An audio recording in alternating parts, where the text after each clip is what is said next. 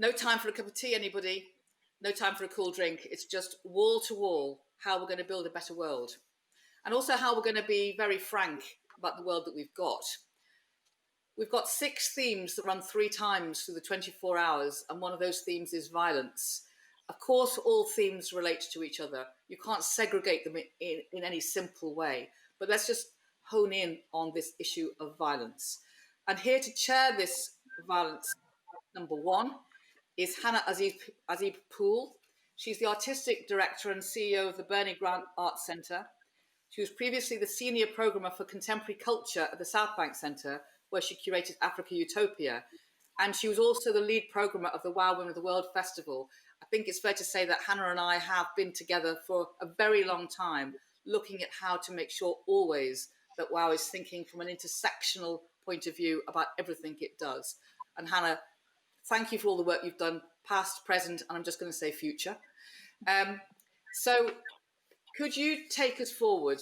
It's an amazing panel that we've got. We'd like you to talk about violence, and we'd also like to be aware that women listening to this may be triggered by some of this, and we need to remember that those conversations are tough and heavy ones to have. So Hannah, grateful to you for holding this space, and over to you. Thank you, Jude. Thank you everybody for joining us today, and thank you panelists. It's a global panel, which on the one hand speaks to the global nature of WOW, but it also very much speaks to the global nature of our discussion, gender-based violence. So I'm just going to go straight in and introduce our speakers today.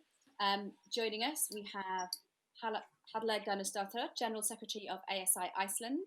Halla, do you want to say hello? Hi. We also have Alexandra Moncada, Care Ecuador Country Director. Hi. Say hello. Hi. And we also have Madhura Patarachi, Director of Programmes and Accountability of the Disaster Emergency Committee in the UK. Hello, everybody. And then also we have Mikki Kendall, author, activist, and sometime feminist, joining us from Chicago in the USA. Hi. So, Mikki, I'm going to start with you first. Could you just say a few words about the work you're doing and the situation with regards to gender violence, specifically in your locality, so in Chicago and in the USA? So one of the primary things about violence in the US, obviously, is gun violence. And not just, I know that for Chicago in particular, news cycles will make you think that the South Side or the West Side, all the Black people are shooting each other and there's guns everywhere all the time. And that's not true. But what is true is that because of the sheer number of guns in the United States, there are more guns in the US than people at this point. When we're talking about violence, guns are more likely than not to be an aspect of that violence, whether we're talking about domestic violence, police brutality, interpersonal conflicts of some other nature. And then when we are, especially right now, as we're talking about Black Lives Matter, everyone likes to bring up my to say, well, what about Chicago? What about violence in Chicago? Right? And the thing is, Chicago had some of the strictest gun laws in the country, and everyone said, well, see, they're not working. And actually what happened is that Chicago, the city, had strict gun laws. Illinois, the state, did not. Indiana, the state that is less than a half-hour drive away, did not. Wisconsin, Missouri, all of the collar states and the collar counties had very lax gun laws. And it's not like guns are fruit. You can transport them. They last a really long time. And they're easy to access here, okay? So when we're talking about Black Lives Matter, Black trans lives matter, Black women's lives matter, anyone's lives that matter, in America, we're also talking about gun violence. Because at any given point, a situation that might not otherwise be lethal can turn lethal primarily because of the presence of a gun. This is especially true when we're talking about intimate partner violence, where it's something like 66% more likely, my stats figures are bad, if a gun is present, that it will end in a death.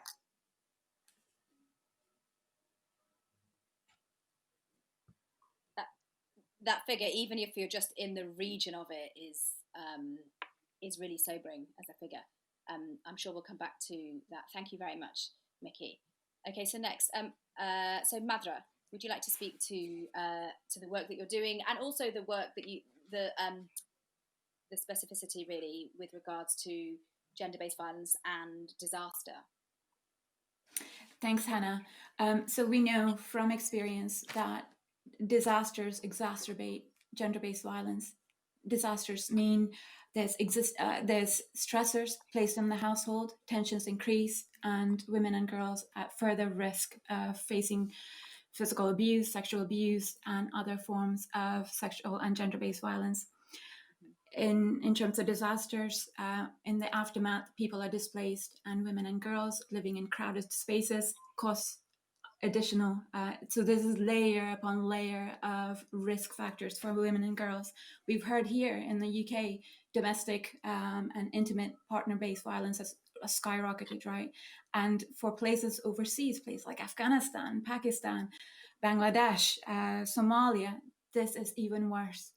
So we've heard this is a hidden pandemic, and what we've seen and what we've heard from other humanitarian responses is this is a critical part where humanitarian agencies need to come together with local agencies, local community leaders, faith leaders to really address this issue.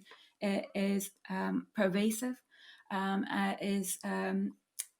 fundamentally it's human rights violations, and women and girls need the help that these types of movements are created to help. Thank you very much. Okay, so Alexandra, would you like to speak a little bit about the situation in Ecuador?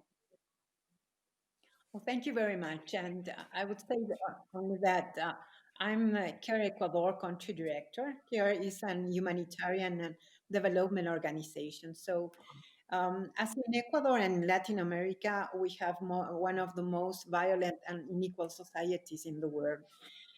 More than 1/3 of the population is living under the poverty line. It means they live with less than $1 per day per member. So violence also has the face of poverty when you have no access to water or any kind of commodities. But also what has shown the crisis is that houses are not the safest place for girls and women.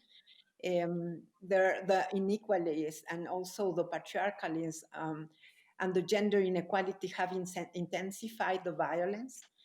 And when we think also about Latin America, we can not stop thinking about more than 8 million of people that are internally displaced in some countries and have fleeing from their home countries to the neighbor ones, fleeing from violence and hunger. And we have them trapped in very difficult conditions, living very crowded without any access to water, and also living or with incomes that are based on informal sector. More than half of the population in Latin America depends on daily livings that they earn on the informal sector. So this maybe the portrait of how the violence and gender-based violence specifically is affecting the most vulnerable ones. Thank you. So there's again those intersections of poverty and violence and displacement are all prevalent really in the work that you are all doing. Halla, would you like to take us to Iceland, please? Yeah, thank you, Hannah, and wonderful to be with you all on this panel. So I currently serve as the General Secretary of the Icelandic Federation of Labour, but prior to that I served as a special advisor to the Icelandic government on gender equality and was particularly responsible for leading the government's work on ending violence against women and girls. And some of you may know that Iceland has for more than a decade topped the World Economic Forum list on gender equality. So we have like a good track record on gender equality, if you like. What I find extremely frustrating is that even in like a small country as ours, where we have done good on gender, and with women, we are good on it in that sense, we still haven't managed to eliminate gender-based violence and violence against women and girls. And it's so integrated into our cultures globally. And I find it kind of striking that the everyday nature of violence against women, I find very striking. And because we were talking about gun violence, I mean, here there are almost no guns. I mean, there are hunting guns, but the police isn't weaponized on the streets, so it's a completely different reality in that sense. But still, we have this prevalence of violence against women and girls, and I think that kind of everydayness of it, and it almost the casuality, like how casual it is something that we need to take into account if we are to eliminate it. We have to understand this casualness. And also the structural nature of it. And gender is, of course, the key element, but it multiplies with race and class, poverty, as has been mentioned.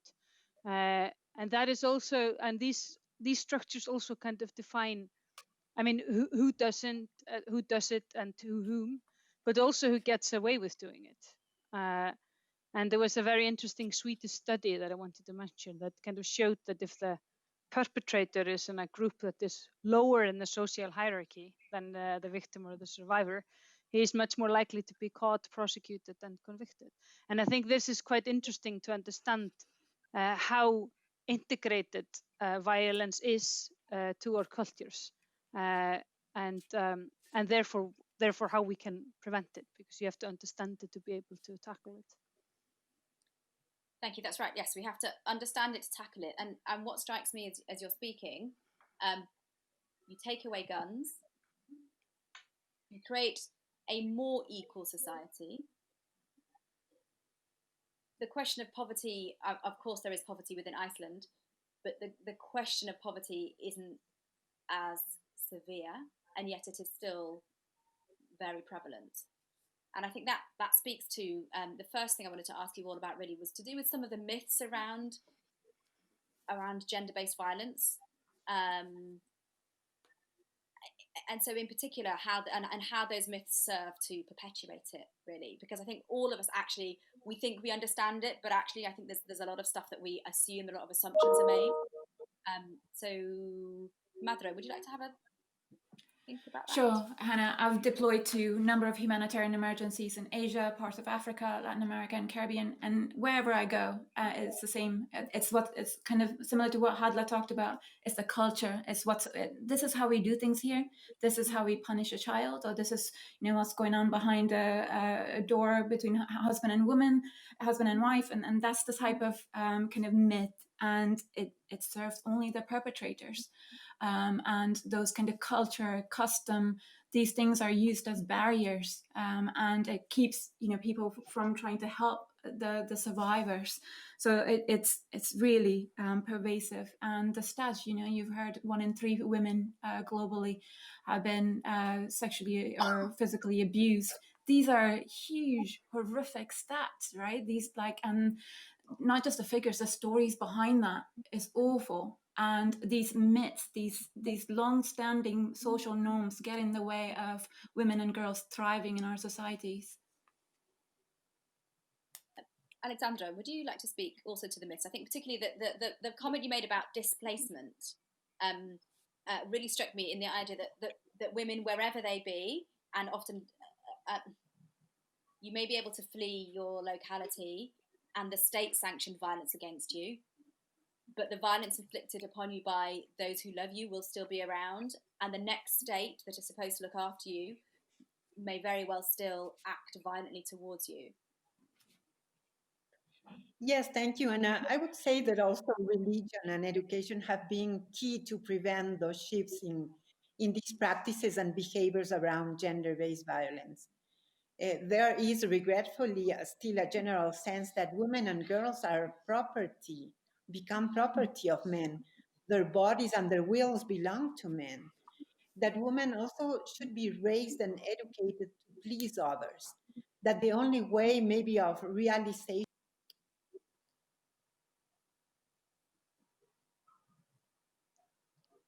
I think she froze.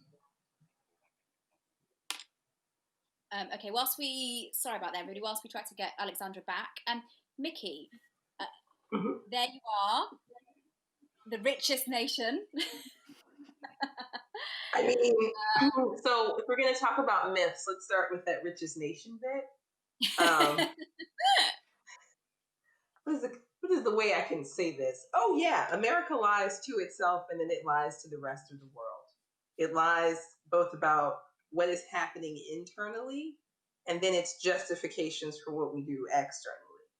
And so as someone who grew up on the south side of Chicago in one of the poorer neighborhoods and who has, my book talks about my life story more, but I've lived in public housing. I've been on food stamps, which is our version of public welfare, all of that. And the myth is that somehow you are going to be safer if you have more money, that it's somehow you're doing something wrong. You did something to bring this violence on yourself. And if you watch American media, in particular, you will notice, and it's not just our media, but it's a theme I notice in ours, you will see abuse normalized. You will see, even in fictional media, right? This woman didn't do, this trans woman tricked someone, this whatever. Like there's always a justification for the violence that follows. And it often shows up on shows that what we call propaganda, police officer shows, where suddenly, magically, the police are not a source of domestic violence, but instead they come in to help you. Let me tell you from direct personal experience, that is a lie. And in fact, people in relationships with the people who are supposed to protect them here are more likely to be abused by their partner. Our domestic violence rates are higher for military too.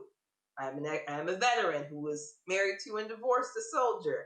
My story definitely mirrors that. And so when we're talking about the myths, all of these people and all of these institutions we prop up as places where you'll be safe, we then turn around and teach you that if you fail to please the person or the people representing that institution, whatever happens to you is your fault, right? So then you are, especially for Black women, we're 35% more likely to be victims of domestic violence in the US than white women, and I believe any other group.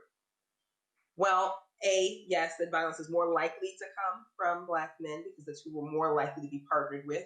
But we're already now in a situation where if you track back to the sources of violence done to Black men, then you can't help but see how you would set up a cycle of violence. And that doesn't let them off the hook for the choices they make, but it does explain how in a culture that adores violence, right? We're the only country in the world that loves guns, loves the violence, and will prevent our children from seeing sexual interactions in the most benign ways of their same gender or whatever. We get very weird about sex, right? The Puritan nature shows up. But what we will show our kids over and over and over again is violence. And it starts really from the cradle, right? From Looney Tunes cartoons all the way through to this through line of the media and the songs. And I know rap music gets this bad legacy of their misogyny. But if you've ever listened to good old-fashioned country music, that's where murder ballads come from. We make songs about men killing women, women killing the men who were trying to harm them, all of this, right? So we're steeping in violence. We're steeping in gender-based violence in specific, but we really, and it's not like our media just stays here. We export it, right? You're on your televisions in the UK, in Australia, in South America. You can find an American show on something in any country that I can think of that I've ever been to. And we are feeding the beast back and forth, right? Because the media that comes out of those places, right? K-dramas, Chinese dramas, all of the soap operas, whatever. At every stage, we show violence, gender-based violence, as perfectly normal, as something to be expected, as something that if it happens to you, it's because you acted like this villain, that bad person, you didn't cater to, assuage, you should have been more patient, you should have been quieter, you should have been something.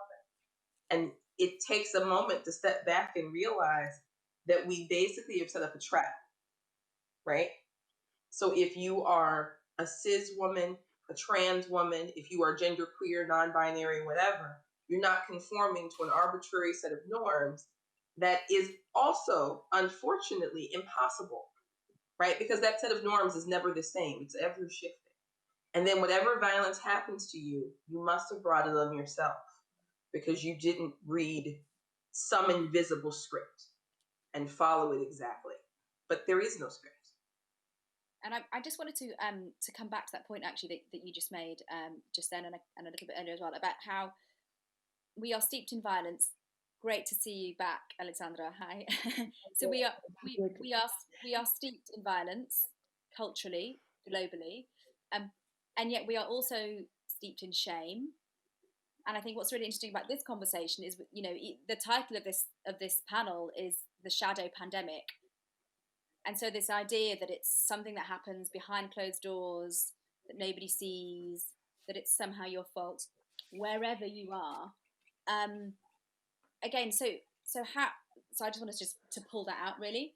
And I wonder if you could all just say a few words about, in particular, how those notions of shame are playing out when violence is behind doors at a time of lockdown, at a time when it is even harder for women to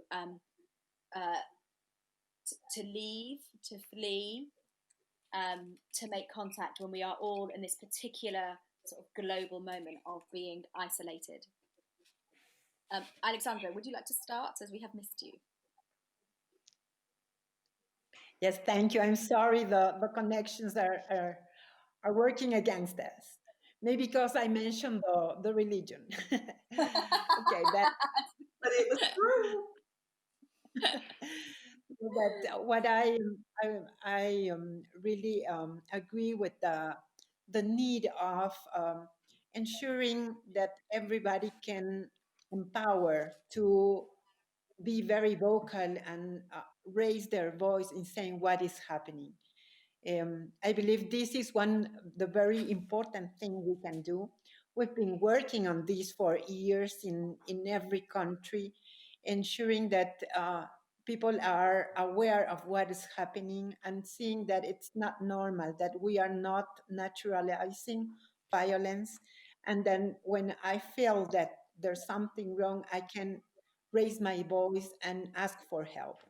What also is very important is that in countries as mine, we have a net of safety, a network of, say, a safety network with our neighbors, with our friends, with our relatives that can support this. Since the government are not performing well to ensure adequate and timely responses to this crisis and to the violence. Thank you. Halla, would you like to speak a little bit about the connection between shame and violence, and also this moment of isolation? Yeah, so I think it's a good point that you raise about shame, and I think shame, the reason we haven't got rid of shame, and shame is like one of the, I mean, I think 8 in 10 or 9 in 10 victims express shame as a result of the violence that they survived. And that is really interesting, and it comes about, and this is kind of related to what Mikki was saying. This comes around because we've focused our prevention on telling people and telling women and girls what to do to prevent it themselves. So when it happens, that message internalizes, and we think like, oh, okay, I shouldn't have, and in that sense, we often give the perpetrators the defining power over what happens, because we ignore the most important part, which is prevention, and that is the most underfunded part of it. It's least evidence-based. It's like we don't have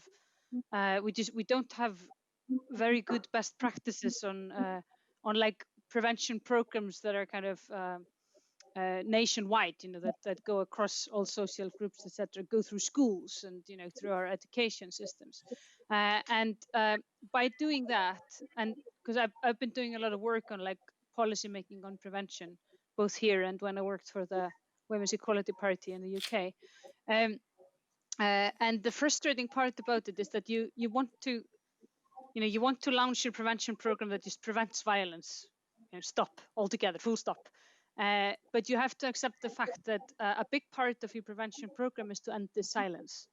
So you're gonna find the victims through your prevention programs because they're gonna speak out, because you're telling them that what happened in this casual setting at home or with friends or whatever, that you're gonna tell them what it was, and of course they know it deep inside, but they reject it because they know that if they accept it, they're gonna have to live with that shame and guilt and all those feelings that we as a society have brought on them.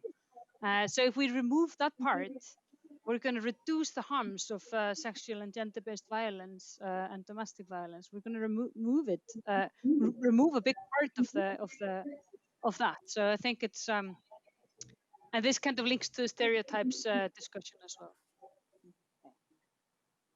Madra, could you also speak about again the specificity of this particular the global pandemic and how that links to what we're calling today the shadow pandemic of gender-based violence? Yeah, so what we've seen is that exactly what's been said about stigma, fear of the repercussions of reporting abuse, and kind of further making it worse. So people don't report. What DEC member charities do is make it easier for women and girls to report. So creating spaces like women and child-friendly spaces or women spaces where women can come together. So a pandemic like this means that that's not possible, right? To bring people together. So it's finding creative ways for women to report, women to get that help. In some instances, what we've seen is member agencies put together helplines so women can call and get help from a woman on the other side of the line. In humanitarian emergencies, what we try to do is promote that women's groups locally. Women on the ground know the issues. They can battle the cultural, the contextual issues that come up. They know that really to ensure that women and girls can shape the humanitarian responses, design interventions that are truly responsive to them. And one of the things that we keep doing is asking women, would receiving humanitarian aid put you at further risk? So would receiving food or cash as part of a humanitarian intervention, would that put you at risk? And then work from that. Every single intervention that our member charities like Care and ActionAid, Save the Children, they do, from installing latrines, toilets in displacement camps or refugee camps, making sure that the women and girls have access to toilets that are in a safe area, that there's lighting, there's solar lighting, so that they're not put at risk just by going to the bathroom. So simple measures to really make sure that women and girls are not put at further risk because of global pandemic. Thank you. Mikki, we're going to start sort of rounding the conversation off, but I'm going to ask you a question, which is the beginning of everyone kind of rounding off, which is, well, it's two questions really. Number one, why are we still here? Like, why are we still here?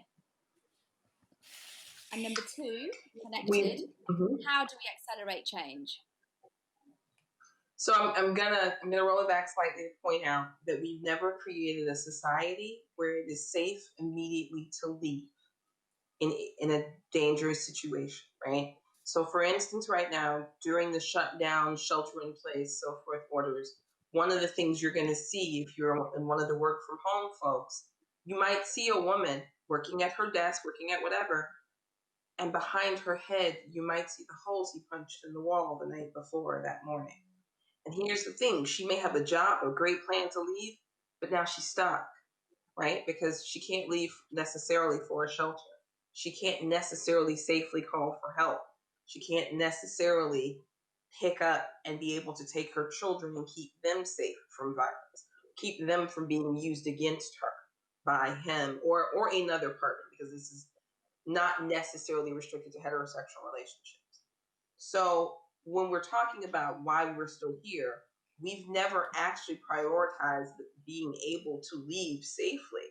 We've never structured our society so that people could put a stop to the violence and then be protected and safe while their abuser got help. We certainly never focused on abusers getting help, right? The Duluth model works, but the Duluth model is barely used. Instead, gone punitive. or just ignored it entirely. It depends on what the country is. So there's that. And then in terms of moving forward, we need the safety nets to exist. We need a safety net that is as simple as housing and assistance with getting to and from, employment, education, that kind of thing, but also, and this is one of the most mundane things, a methodology for supervised visitation so that you're not scrambling around to find a way to have that interaction that may be court mandated and cost so much you can't afford to do it, right? We have very few in any system, and I'm using America as an example, where we have a plan so that you leave this violent situation and society steps in to make you leaving easier. Instead, you have to figure it out, often on the fly, in secret. You have to hope a shelter has space. You have to hope a shelter will take your older male children. You have to hope, you have to cross your fingers if you're stashing cash. You have to hope someone doesn't find it. It's just too many things we're putting on victims of violence to solve for themselves. Thank you.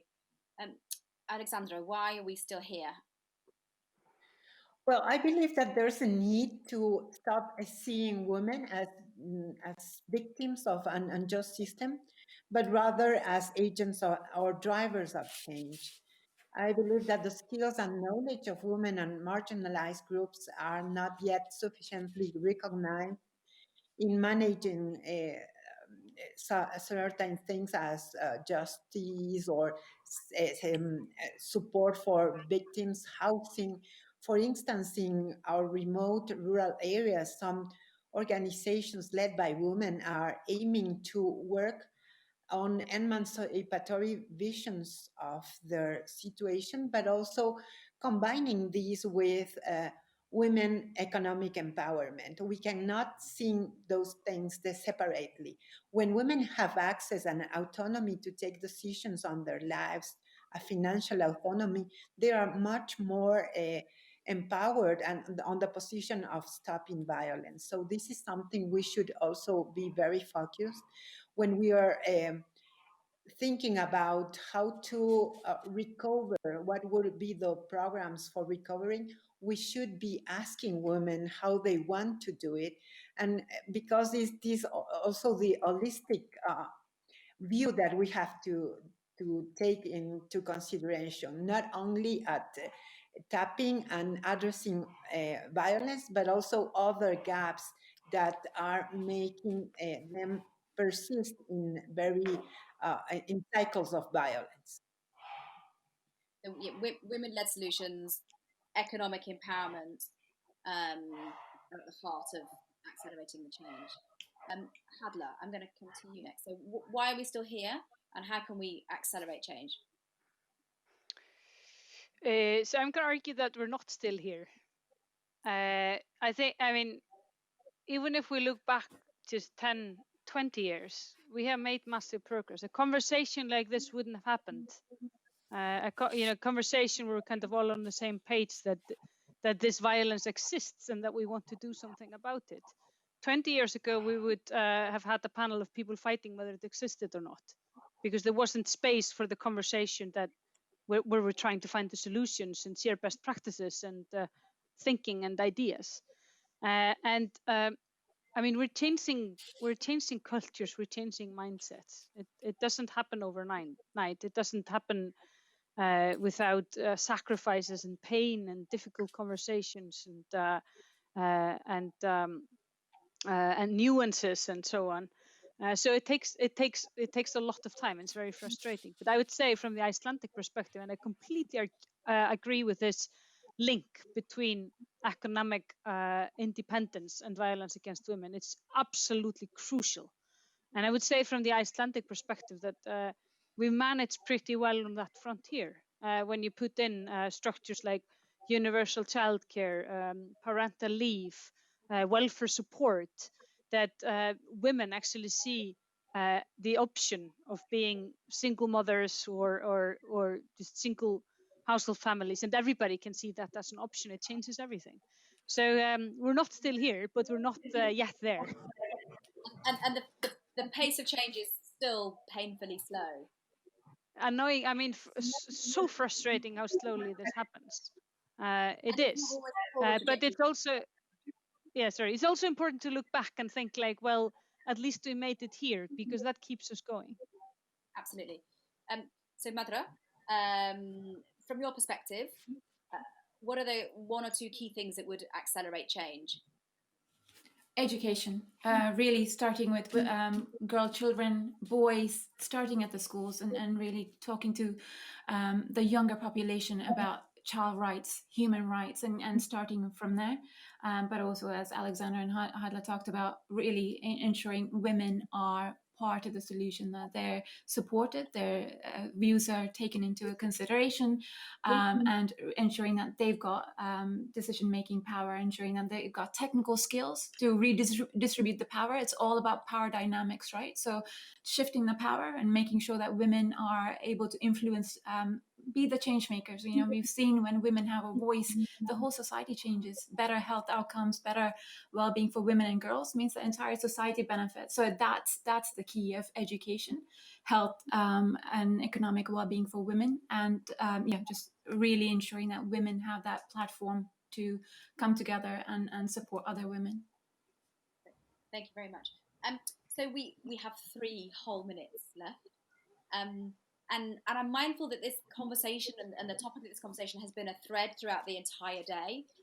And what I would like you to sort of try to do, by way of summing up really, and taking us into the next conversation really, is just to give us a bit of context about what is being done. So we've talked about what we want to be done, but what's being done in your particular areas, whether that's by incredible grassroots organisations, larger NGOs, individuals. What's being done that gives you that moment of hope? Halla, I'll start with you. Yeah, so oddly, my perspective is government, because that's where I used to work before this job. And I think the policy making that we've been doing, on behalf of the government here in the past years, that touches on prevention, online abuse, and justice, which is a kind of a neglected area of conversation as well within feminism. So I think the work that we've been doing there is